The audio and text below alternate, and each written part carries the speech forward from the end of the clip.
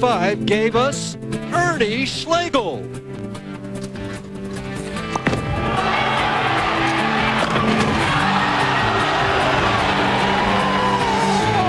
I don't believe it!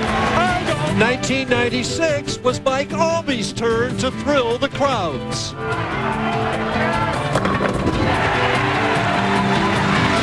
What's in store for 1997's Touring Players Championship? Find out next. Welcome to Fun Fest Entertainment Center in suburban Pittsburgh for the finals of the Bear Brunswick Touring Players Championship. Here are tonight's finalists. Our 5th-seeded player rolled a 300 game just 4 weeks ago on ESPN and route to his 5th PBA title from Tarpon Springs, Florida, Steve Hoskins.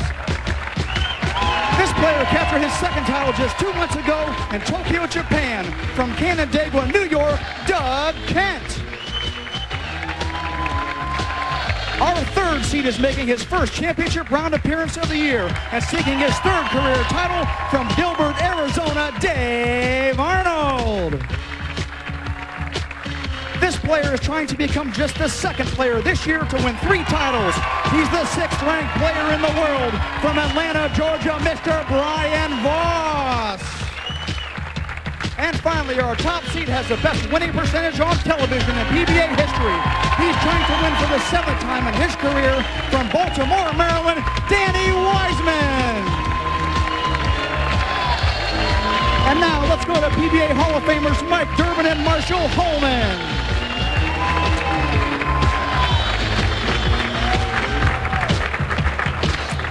Hi everybody, I'm Mike Durbin. Working with me again, as always, PBA Hall of Famer Marshall Holman. Marshall, it's the Bayer Brunswick Touring Players Championship.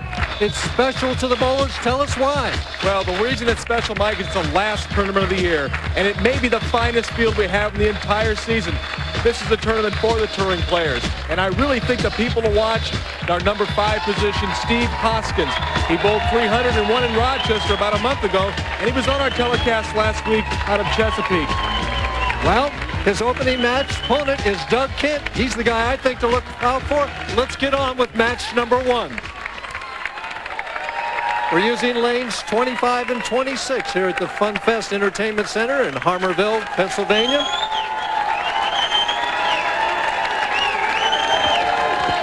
Doug Kent opening up the match on lane 25. You're going to hear constant noise this evening. These people are all excited about the Professional Bowlers Tour. And they're excited about that shot. That shot from Doug Kent sent a little message to Mr. Hoskins, our 300 player.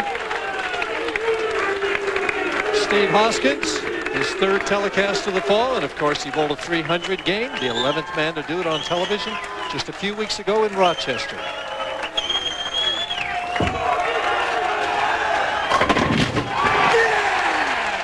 Come on now, come on. Let's go. A little emotion from Steve Hoskins on the very first shot. Usually you don't see that kind of emotion, Mike, until the players have gotten well into a match.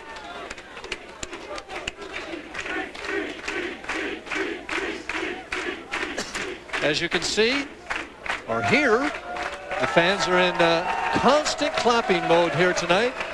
Kind of abandoned our traditional format of quiet before the player shoots. Well, if you were expecting a golf tournament, you didn't get one here. That's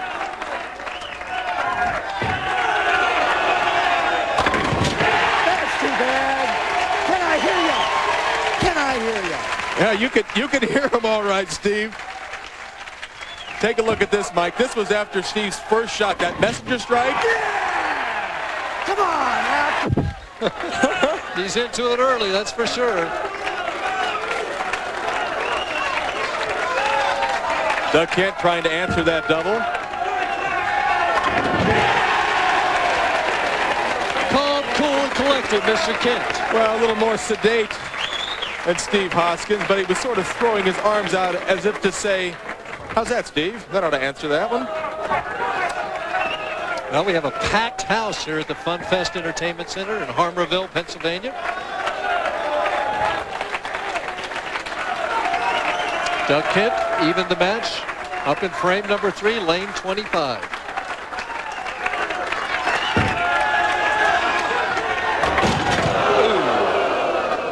Sometimes that big hook helps you, and sometimes it's a 4-6-7. Well, it looks as if he might have just come up at the foul line a little bit on that shot, Mike, and did not get the delayed roll. The ball hooked right through the nose, and unfortunately, it's the 4-6-7. But all he can do right now is throw hard and straight at the 4-7. Tried to bounce it out, but to no avail.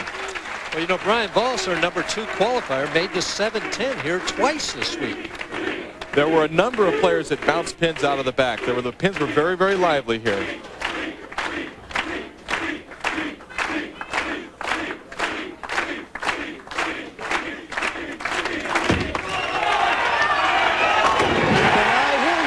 I think we're displacing the idea that you need quiet and silence to bowl well. I know what Steve Hoskins said. I hear you. There were actually more noise when Steve was on the approach going up to the foul line than there was when he actually let the ball go. Here they go, Steve. 25-pin lead into the 4th frame, trying to make it 35.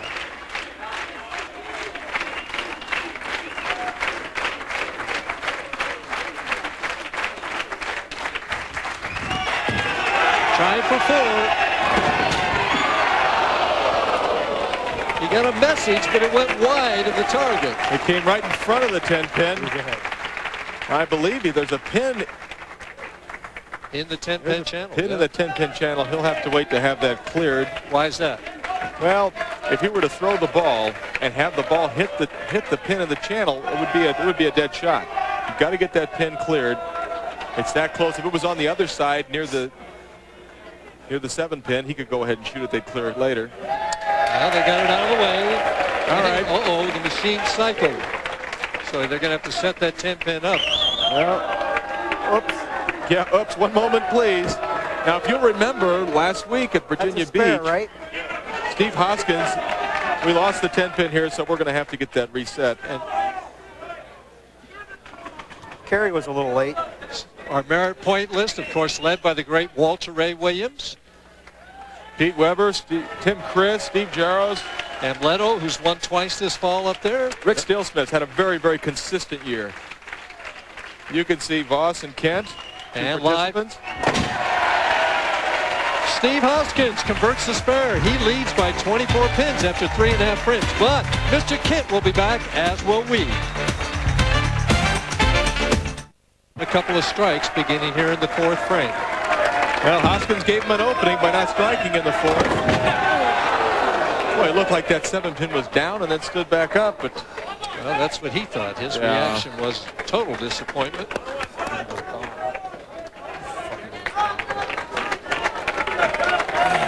Cross lane at the 7-pin. All these players seem to go to a spare bowl nowadays. Well, he wants to throw it hard and straight. There's a shot of his lovely wife and his boy, who looks like a Doug Kent clone. That's Tracy Kent.